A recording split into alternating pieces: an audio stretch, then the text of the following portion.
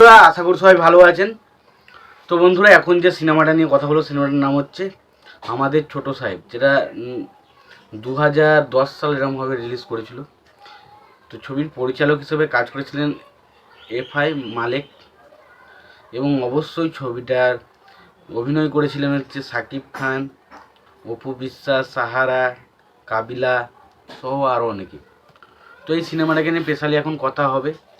তো তার আগে আপনাদেরকে একটাই কথা বলবো, আপনারা যদি চ্যানেলটা নতুন হয়ে থাকেন অবশ্যই আপনারা চ্যানেলটা সাবস্ক্রাইব করে নেবেন।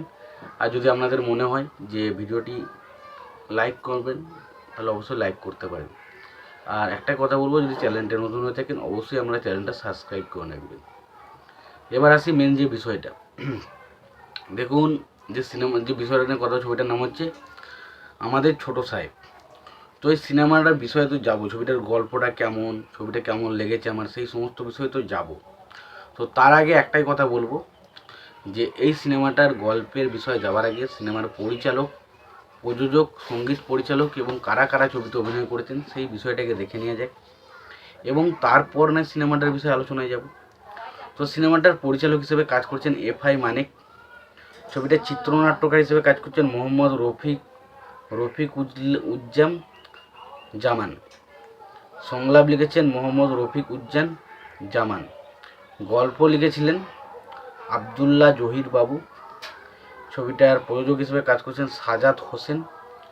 ছবিটার সিনেমা ফটোগ্রাফির কাজ করেছেন তাওদি হোসেন চৌধুরী। ছবিটার সঙ্গীত পরিচালক হিসেবে কাজ করছেন আলাউদ্দিন আলী,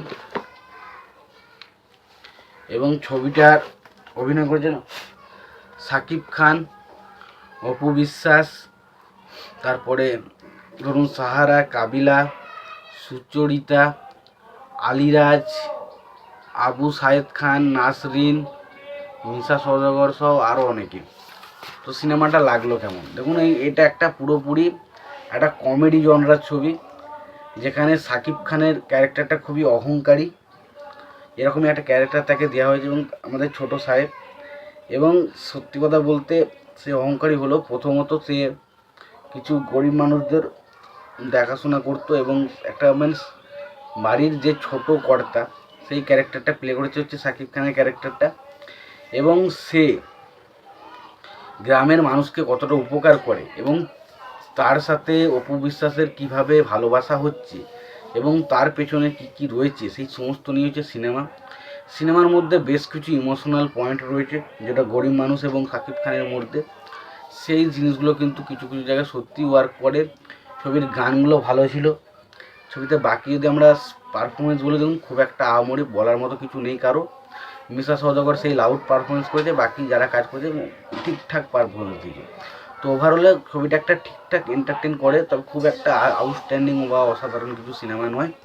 যদি তোমাদের মনে হয় যে সময় আছে সিনেমাটা দেখবো, অবশ্যই দেখো। আর সিনেমাটা দেখা হয়ে থাকলে তোমাদের সিনেমাটা কেমন লেগেছে জানাতে ভুলো না। ভিডিওটি ভালো লেগে থাকলে লাইক, কমেন্ট, শেয়ার করে দিও। চ্যানেলটা নতুন হয়ে থাকলে অবশ্যই তোমরা চ্যানেলটা সাবস্ক্রাইব করে নিয়ে পাশে বেল আইকনটা অবশ্যই প্রেস করে দিও। ভালো থেকো, সুস্থ থেকো, দেখা হচ্ছে পরে ভিডিওতে।